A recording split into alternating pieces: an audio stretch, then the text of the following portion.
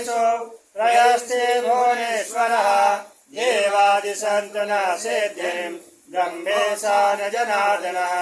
विश्वेशं माधवं दण्डिं दण्डपाणिं च भैरवं वन्दे काशीं गुहां गङ्गां भवानी मरकर्णिकां त्रिवेणी माधवं शोभं भरद्वाजं च वासुकीं वन्दे अक्षयवटं शीर्षं प्रयागं तीर्थनायकं विनायकं गुरुं भानुं ब्रह्मा विष्णु महेश्वरः